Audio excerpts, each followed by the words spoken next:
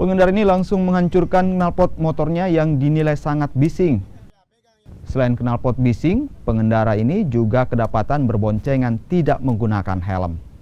Selain memberikan sanksi tilang ke pelanggar lalu lintas, petugas yang menggelar operasi keselamatan ini juga membantu sejumlah pengendara motor yang kendaraannya mogok.